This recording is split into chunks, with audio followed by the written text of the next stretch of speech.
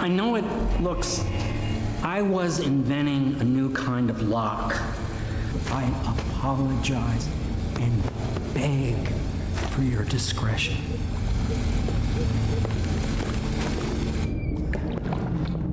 Seems fine to me.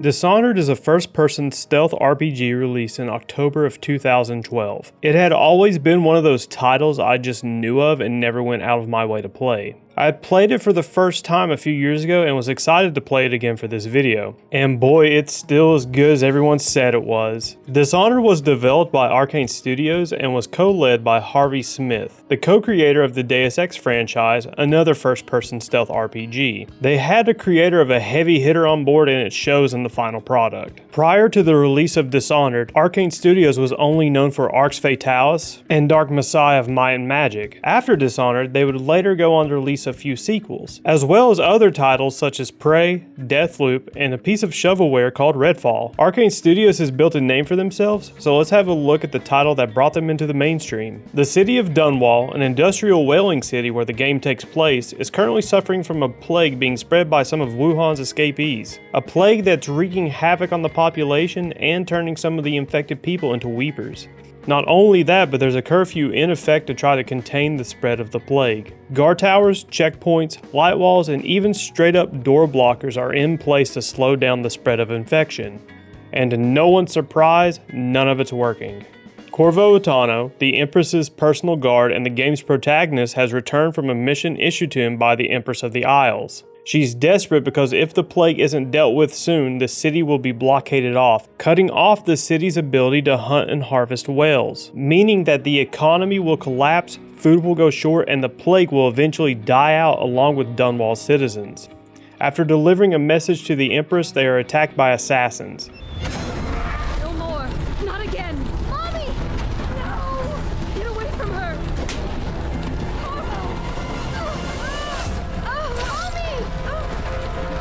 The Empress's daughter, Emily Caldwin, is kidnapped. Corvo is accused of assassinating the Empress and of kidnapping Emily. Corvo is placed under arrest, and that's when the game truly begins.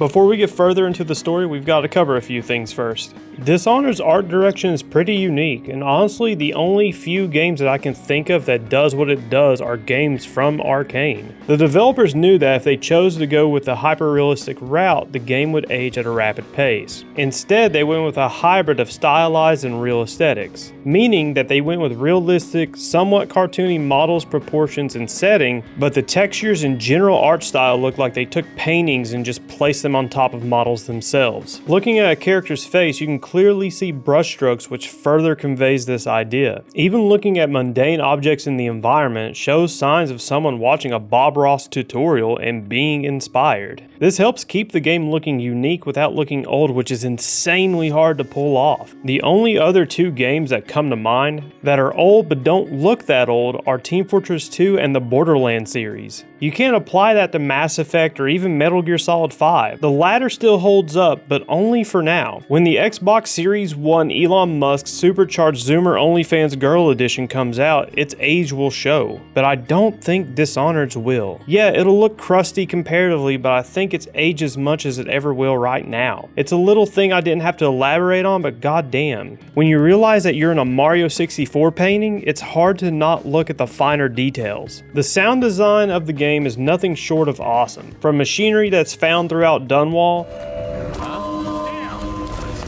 I need more men.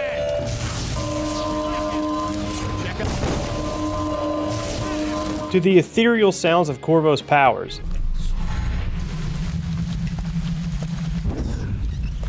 And hell, even the rats sound great in the world.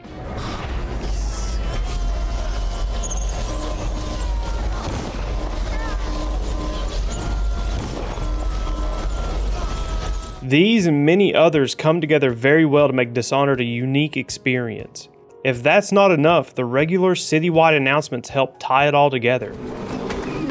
Citizens and visitors to our city, by order of the regent, the curfew is now active. Overall, everything fits exactly where it should be and nothing feels out of place or jarring. Musically, Dishonored does it right. Instead of having a typical fantasy-esque orchestra follow you everywhere you go, it's mostly droning ambience, which is what you want in a stealth title. You don't want anything too invasive that gets in the way of carefully calculating your next move. The music perfectly sets the tone of what's happening.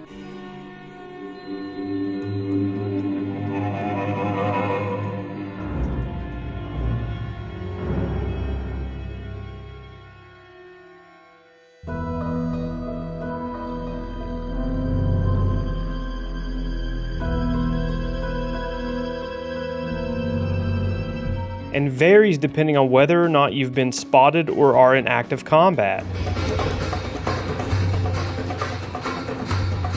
In the description, there will be a link that will take you to the OST if you want to listen to it for yourself. As I said earlier, Dunwall, a major whaling city, is where the game takes place. You will spend a majority of the game navigating your way through the streets and alleyways, but those aren't the only places you'll explore. They mainly serve as an entry/exit point to the real levels. While on the streets of Dunwall, you'll encounter the checkpoints I mentioned earlier. The game gives you multiple ways to get past these obstacles, one of which I'll mention later. Each assassination target has their own unique maze-like zone you'll have to navigate. These can range from a brothel to some sewers and even a house party. The game makes it worth exploring these levels as well. If you're not sure how to go about assassinating a target, creep around the area. There's always a disgruntled guard talking about how your target might like to leave a certain window open, or how there's a specific NPC with a key to the target's room. Not only that, but there are plenty of things to steal, and I promise you, you will want to steal as much as you can. Your hub area is a bar by the name of the Hound Pits Pub, and as far as hub areas go, it's okay. It doesn't have to have mother-based levels of progression, but it would have been nice to see your choices and how you play the game reflected in the pub itself. Speaking of how you play the game, let's get into that. Corvo has your typical stealth game moveset. Crouch to sneak, which produces less noise, peek around corners, and pickpocket money and items from guards. If you've played stealth games before, then there's nothing new here. If you haven't played a stealth game in your life, I think it's safe to say Dishonored should be your first. Not because I think it's the gold standard for stealth titles, but because it takes ideas from many other stealth sims that inspired it, and is easily accessible on modern systems. Along with any great stealth title comes the tools it gives you. You'll get a sword which Corvo uses to either kill enemies silently from behind, from above, or in combat. If you want to do a no-kill run, you have the option of silently putting them to sleep. You are also given a pistol that does a lot of damage but will alert nearby enemies. It uses regular bullets and you can find explosive ones as you play the game. Speaking of explosives, there are also grenades. Cook them for a little bit and take out a group of enemies with ease. There's also the Spring Razor. It's a mine that when triggered fires razor wire upwards, possibly killing anybody standing too close. You're also given a rewire tool to turn enemy traps and checkpoints against them. If going bang bang isn't your style, you're also given a handheld crossbow. It has multiple ammo types as well, most notably the sleep darts, and they do exactly what their name implies. You can purchase upgrades for all of Corvo's equipment, but these are expensive, so I highly encourage you to steal everything that's not bolted down. Go ahead, help yourself. I take everything I can carry. They'll never miss it. Now on to Corvo's powers, of which he has several. Corvo has Batman vision, which allows him to see through walls and where enemies are looking. He's also been hanging around Zeratul enough to know how to blink to a different location. With just these two, you can navigate the game pretty well, but that's not all. Have a few bodies you need gone? Summon a rat swarm to eat the evidence. Even possess a rat to access areas you can't quite get to. You can also slow down time and use a whirlwind ability to stun enemies for a few seconds. Using these powers requires mana, and after using these powers, you'll get a little bit of it back. Be careful though, if you use your powers back to back without regaining the mana, that mana will be lost and you'll have to use a potion. All of these powers can also be upgraded by finding runes. Instead of a level system where you get skill points from experience, you have to explore the level to find runes. These allow you to upgrade your powers like summoning a larger swarm of rats, stopping time entirely, or having Batman vision for longer. The best way to hunt down these runes is by using a tool I haven't even mentioned yet, a human heart. It highlights where runes and bone charms are in an area and also tells you about the level you're in. Epstein didn't kill himself.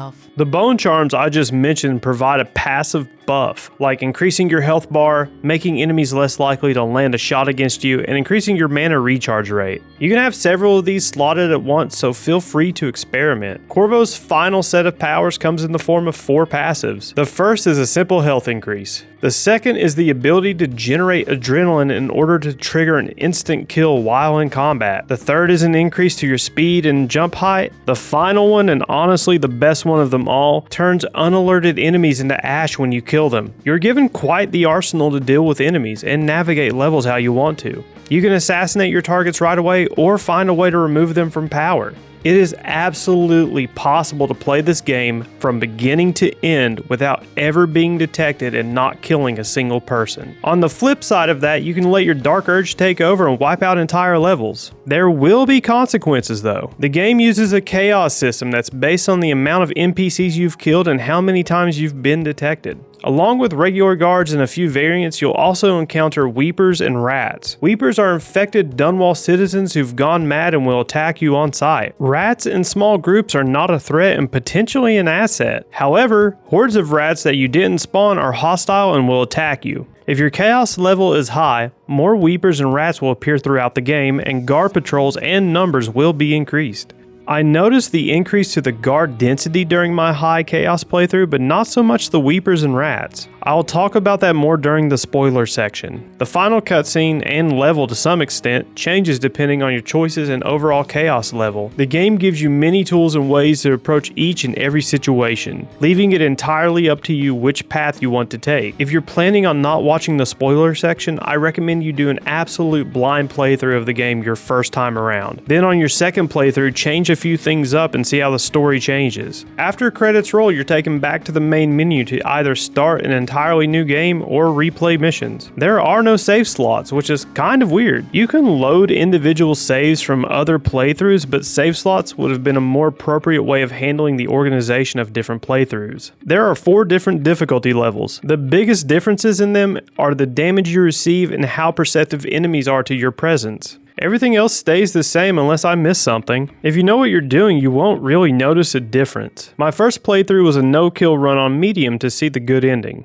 I wasn't concerned about being caught, I just didn't want to kill anyone. It got a little boring kind of quick. Since yeah, you do have the tools to deal with certain situations, but they all end mostly the same. In my second playthrough, where I played the game on very hard, things were quite different. I was commanding hordes of rats like I was the 3-horned rat god of the Skaven. Playing the game however you want without the worry of story consequences is the most fun you can have in games. Dishonored can really open up when you let go of all restrictions, or open up in very niche ways if you're challenging yourself to never be caught or to never knock out a guard. Anyone who owns this game needs to play it at least 2 or 3 times to experience how open it really is.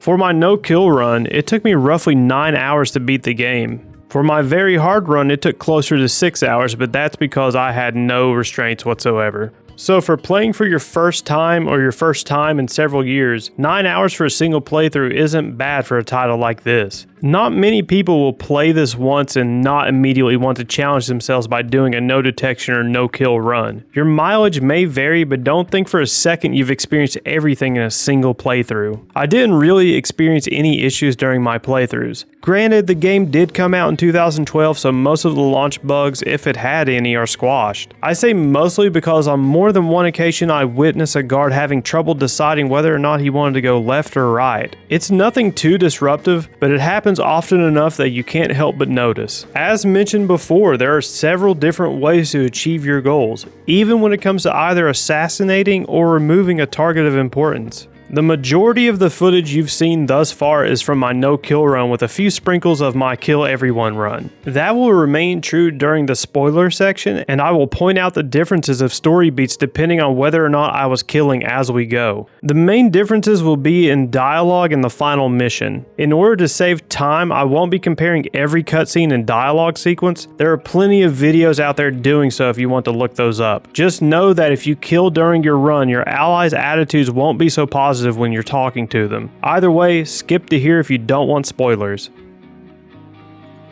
Like any game published by Bethesda, you wake up imprisoned and awaiting execution. You're given a food tray with a hidden message and a key. You sneak your way through Coldridge Prison, the tutorial area of the game. This is where you learn the very basics and is actually a good intro to most people if they've never played a stealth title. After blowing the main gate to the prison, you escape through the sewers. At the other end is Samuel Beechworth. He'll be ferrying you to every level throughout the game, so expect to see him a lot. He's here to take you to the Loyalist Conspiracy's headquarters, the Hound Pit's Pub, which is the hub area of the game. This is where you're introduced to Admiral Havelock, a true servant to the Empire who was cast out when the Lord Regent took over after the Empress was assassinated, and Lord Trevor Pendleton, an aristocrat who uses his position to shift attention away from the Loyalist Conspiracy group. I finally fucking nailed it! Those two and a few other characters will give you missions and side quests to weaken the Lord Regent's power and authority. You'll also meet Piero Joplin,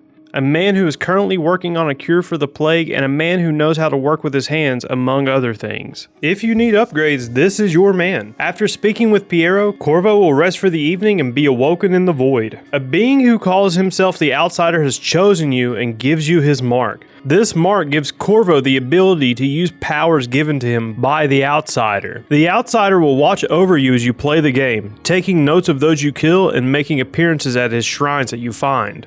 Finding these shrines will be difficult since worshipping the Outsider is outlawed. After your weird dream, you're given your first assignment. Admiral Havelock gives you the task of killing High Overseer Thaddeus Campbell, a conspirator of the Empress's assassination and one of your accusers. Campbell carries a journal on him that may or may not contain clues as to Emily's whereabouts, and you must retrieve it. Before leaving, a maid named Calissa asks you to save her uncle Jeff Kernow. She's gotten word that Campbell plans to poison him. From here, Samuel takes you to the distillery district to find Campbell. As you make your way through the streets, you'll meet Madame Rags, a strange lady who asks you to poison the local distillery by throwing poison rat guts into the batch. So you do. You break into a doctor's apartment to steal rat guts and give the gift of Mountain Dew mead. After blinding everyone with homemade mead, you meet Overseer Martin, a man who's loyal to the Empire and Emily. He's the one who supplied you with the key to break out of prison, and pivotal to reinstating Emily once she's found. After speaking with Overseer Martin, you find the meeting chamber where Campbell is planning to poison Kernow. Here you have the opportunity to dump the poison. If you do, Campbell takes Kernow to a secret chamber and kills him anyway.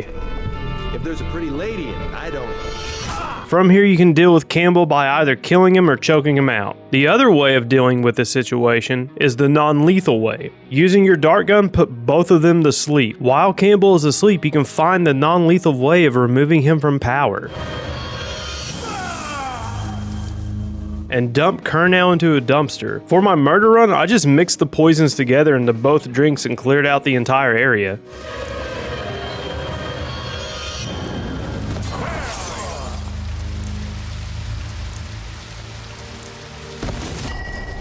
After escaping and returning to the pub, it's time to talk to Piero for some sweet upgrades before your next assignment. Havelock tasks you with breaking into a brothel known as the Golden Cat where Emily is being held. While there, you are to assassinate Custis and Morgan Pendleton, politicians in Parliament who are close allies to the Lord Regent. Their votes have been bought out by the Lord Regent and they must be taken out so Trevor Pendleton can have a fighting chance while he's politicking.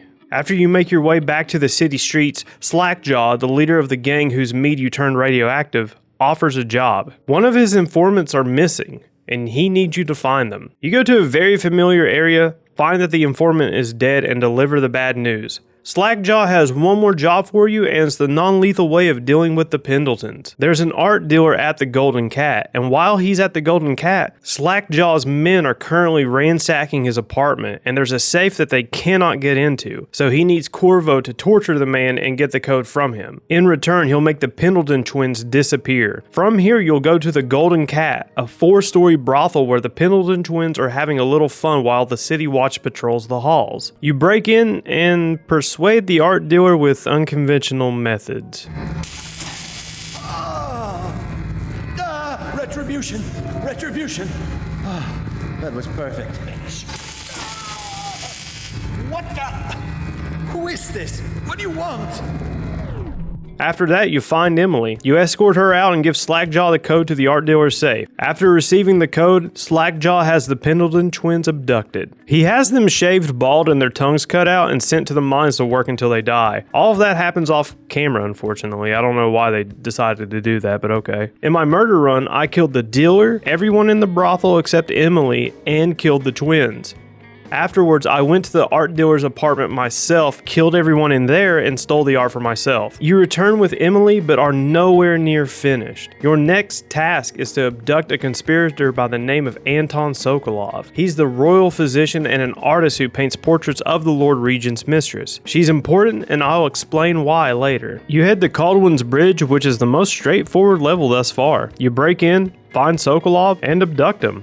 It's really easy, even in rip and tear mode.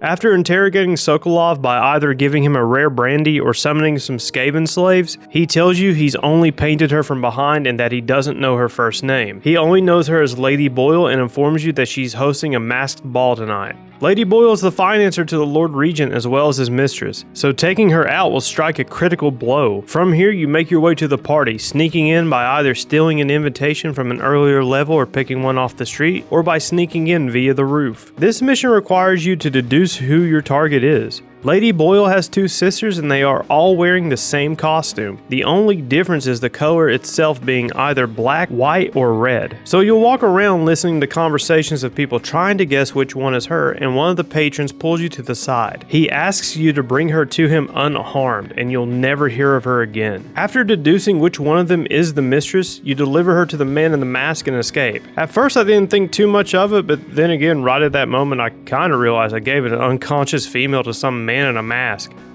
Whoops. As for my murderous rampage, I did what you expected.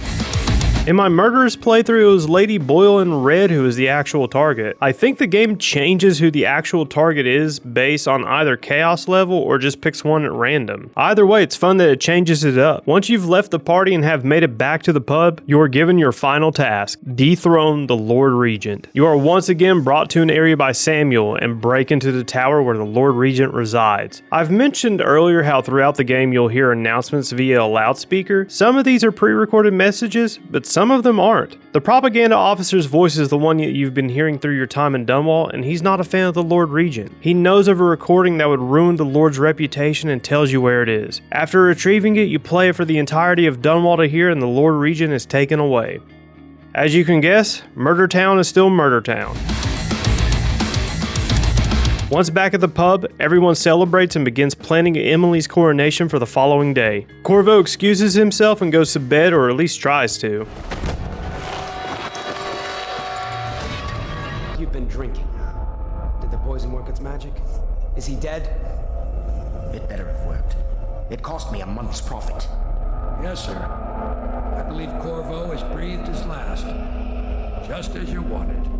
You've done a fine job. Remember, we need the body. If we come forward with the corpse of the man who murdered the Empress, we'll be greeted as heroes. Yes, it'll grant us legitimacy. We'll be the men who rescued Emily and brought down the Lord Regent and his assassin. You'll see to the body, won't you, Samuel? Yes, sir.